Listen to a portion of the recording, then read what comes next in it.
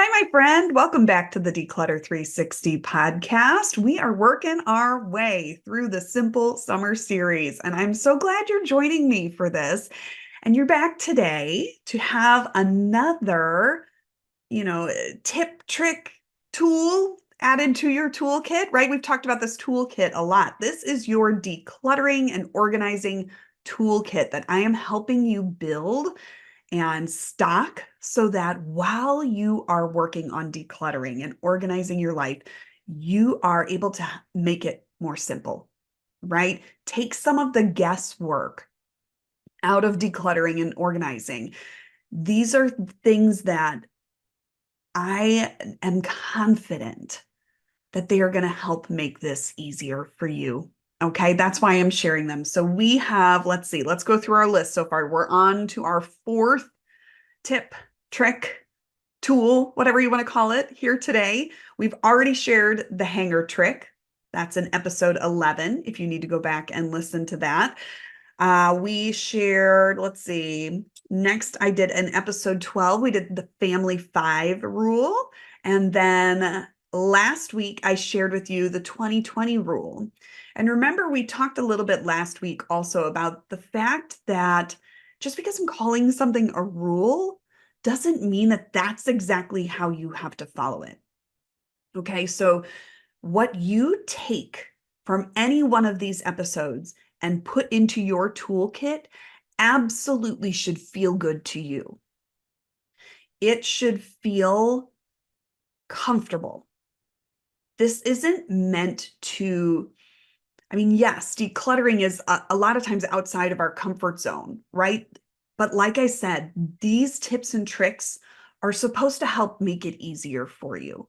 And so if it doesn't feel like it's making it easier for you, you might just need to adjust some of these quote unquote rules, right? To make them fit a little bit better. So if you need to change those 2020 numbers, and if you need more information on this, go back and listen to the full episode. But if you need to adjust those numbers to something that feels better for you, do it. If you need to adjust how the family 5 rule works, do it. Make that adjustment, make that decision, set those boundaries and things before you take that new tool and pack it away into your toolkit to be used later. Okay, because I guarantee you, again, it's going to make things easier for you when you are pulling out tools from your toolkit to use in the moment of decluttering, when you are standing there holding an item in your hand and trying to make a decision. You're going to already want to have those rules established, those boundaries established, whatever it is that you want to call it. You don't have to call it a rule, right? Make it feel good for you. All right. And so today I am calling it a rule again, but I want you to, again, make this comfortable for you. So today's tip or trick of the week is the boat rule. And I get asked all the time, where does it get the name the boat rule? And I will explain all of that to you here in just a minute. So hang with me. But again, I want to keep these Simple Summer series episodes really nice and short for you so you can listen to multiples of them. Help yourself pack up that toolkit full of ways that are going to make it easier for you to declutter and get organized. So here's what the boat rule is. The boat rule says that for every item you bring into your home, something has to go out of your home. So it's a one in, one out rule.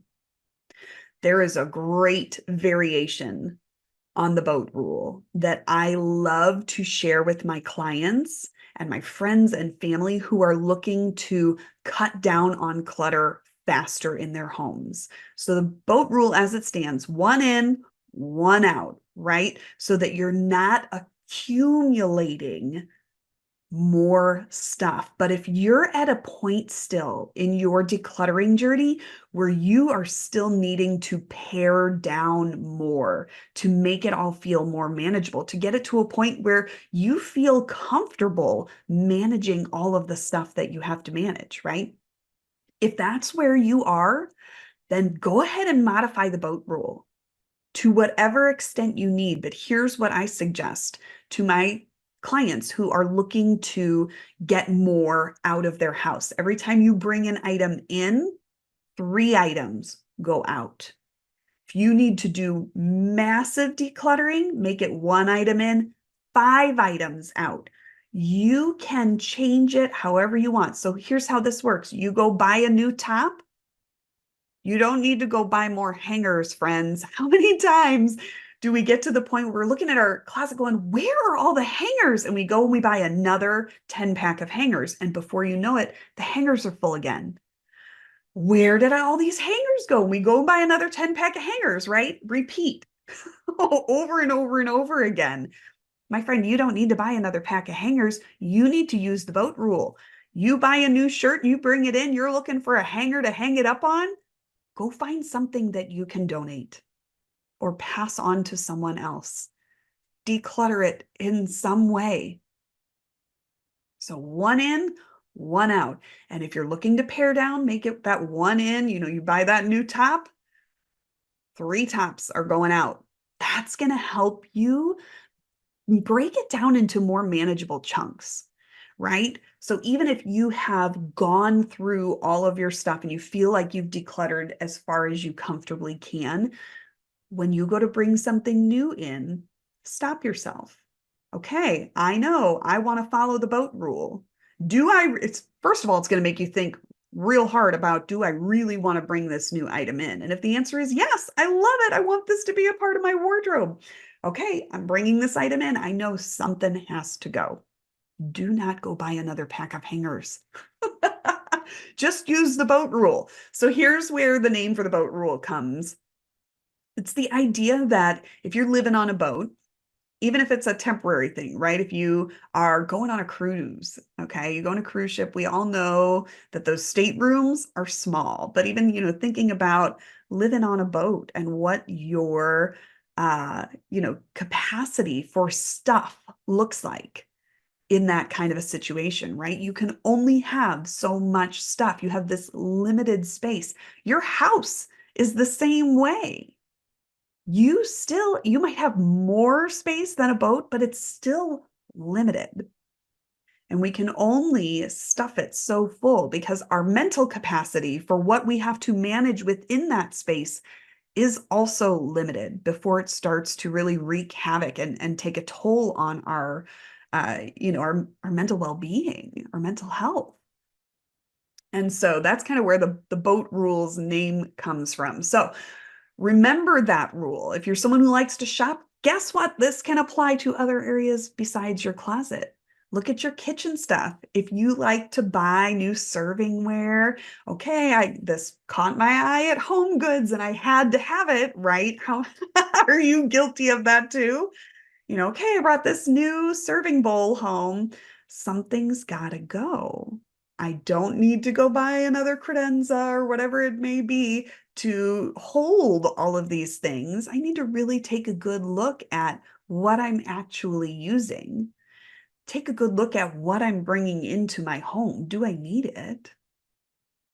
Do I decide that I need it? And if you decide that you need it or you want it, fine.